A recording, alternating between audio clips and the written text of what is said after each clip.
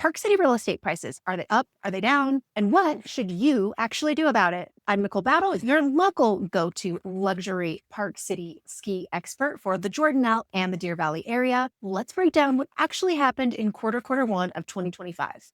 What are prices doing and where are they headed next? First, we're going to talk about the Park City limits. This is the 84060. If you've been watching my videos for a long time, you know that Park City is really a tale of the two cities. You have the 84060, the 84098. The 84060 is everything from St. Mary's Church into town. So for the Park City limits, 84060, we are now sitting at $3.96 million for a single family home in the Park City limits. Sold volume is up 25% and units are up 12% from last year. So you're one of those people sitting there going, oh, prices are going down. Well, last year at this time, it was 3.68 million. Now it's 3.96. So a lot closer to $4 million to buy a single family home. Now for the Park City limits, that's up 28%. Sold volume is up 30%. Units are also up 12%. Now, if you were to buy a condo last year in 2024, 1.5 million. Now it's 1.8, so a lot closer to 2 million now. Let's look at vacant land. Median price for vacant land in the Park City limits, $1.75 million. That's almost $2 million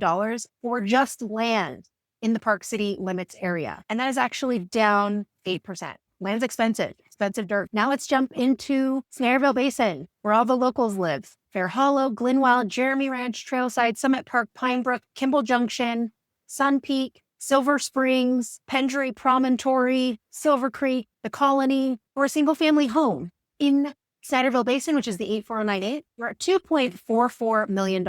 So almost 2.5. That's up 6% year over year.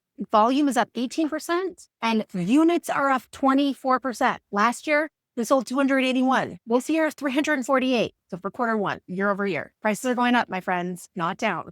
For condos in the Snyderville Basin area, you are at $995 median price for a condo townhome in this area. Now, this is actually gone down 4%. So maybe this is an area where it's gone down. And here's why it's gone down. Because homes, condos, townhomes that are older buildings, they need a lot of updating. They're not remodeled.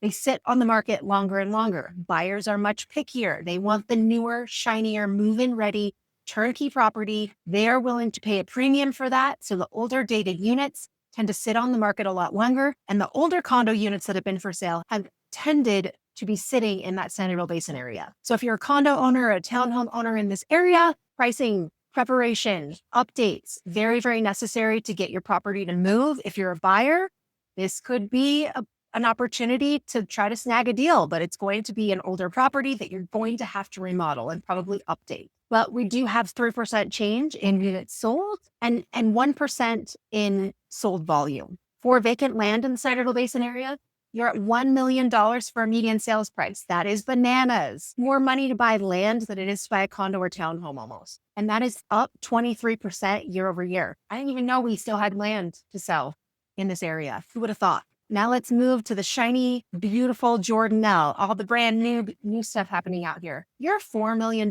for a median sales price for a single family in this area. Sky Ridge, if you're looking in Sky Ridge now, my friends, $4 million.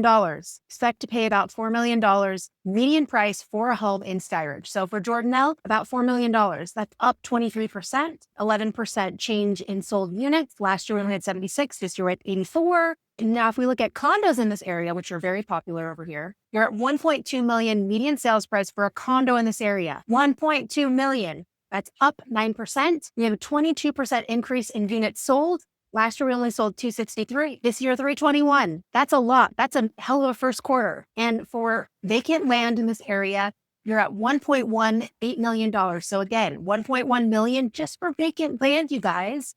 So it's as much as a condo or townhome. And that is actually down 14%. Now, if we look at the Heber Valley, $1 million median sales price for a single family home, that's up 6%, 11% in units sold. Last year, only 291 sold. This year, 323 sold. Remember, this is for quarter one, which ended on March 31st. And then for condos in this area, you're at $555,000 for a condo or townhome in the Heber Valley. That's up 6%. And we had a 44% increase in units sold. The Heber Valley is blowing up for condos. It's because of all those new production builders that are building in Jordanelle Ridge, Lennar, D.R. Horton, Ivory, Pluti Homes, all the Toll Brothers, right? It's just going bananas over there. And that was a 56% increase in volume sold for land out in this area. $583,000 median sales price for land. Just so you know, I have a Benlock Ranch lot for sale, 0.48 acres. It's only $395. It is below the median, way below the median in Park City and below the median in the Heber Valley. And Benlock is an up-and-coming community. It's going to be hot, hot, hot. So snag it while you can, because there's not a lot of vacant land and prices are insanely expensive for dirt. Now, if we jump out into what's happening in East Summit County, which is Camas, Colville, Francis, Wanship, Woodland, all those more rural places, median sales price for a single family home is $900,000, $899, up 7%, 45% increase in units sold. That's wild. Now, if we go to condos, there's really a lot of condos in this area.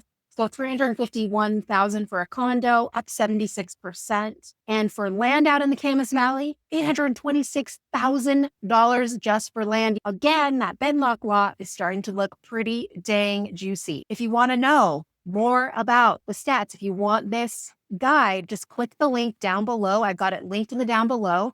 So you can click on it and it's going to take you to the online version. Now, usually if you buy with me, I always give this to my buyers. I always give you data, price points, because you need to know what's happening. Prices are not dropping. They're going up. It's funny when I hear buyers say, oh, I've been watching the market. It looks like it's going down. I'm like, well, what market have you been watching? Because the data does not lie, folks. Prices are going up. The longer you wait, the more you'll pay. Maybe you got a lot of money and that's okay. If you decide to buy next year, it's going to be more expensive. It always is in Park City. We're only getting better. We are a baby Aspen. Park City is about to blow up. We're getting the Olympics in 2034.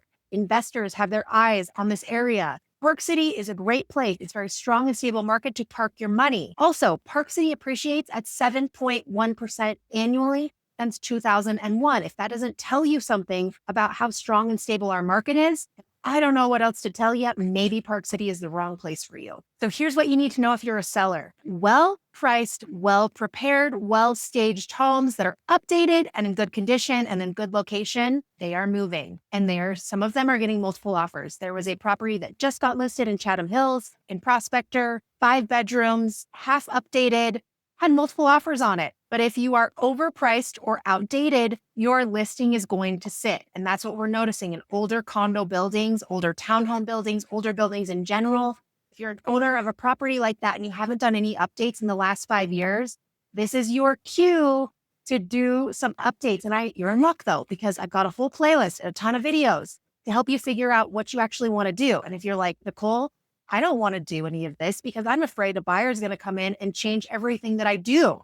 I'm not planning on living in this property. Like if I was planning on living here, I would do all these things, but I don't want to live here. So what is actually going to be worth my money to do and not do? Then we need to chat so that I can guide you a little better. But I do have a video playlist kind of all the things that I recommend doing and kind of return on value wise, what you can expect to get if you want to do some updates to it. But if you don't want to do updates to it, then it's always about price.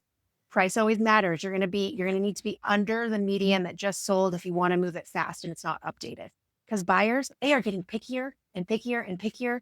And guess what? They don't want a credit. They want a move-in ready property. Turnkey, ready to go. They don't want to have to do a lot of work. So if you've been on the fence about selling, this spring or summer could be your sweet spot, especially before more competition starts to hit the market. Once we start hitting June, we start to get a lot of inventory. Everybody waits to list their property because they want their yards to look nice and they want their photos to look nice and they want the trees to bloom. Well, guess what? You're going to have a lot more competition the longer that you wait to list. So you want it to be well-priced, well-prepared, well-prepped, staged for the market, ready to go, and you won't have as much competition.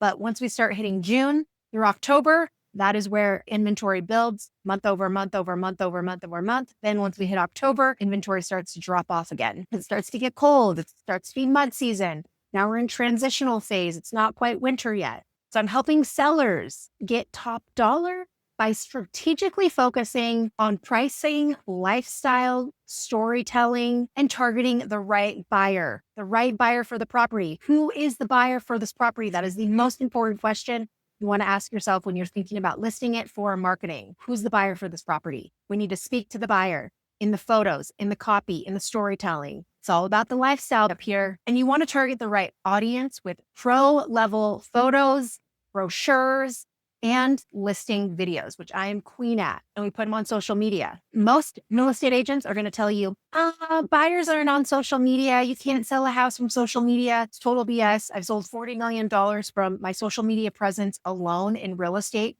of people who have come to me through this YouTube channel, through Instagram, through all of my social media outlets. And the real estate agents that are telling you that you can't use social media to sell a property and that buyers are on Instagram are full of it.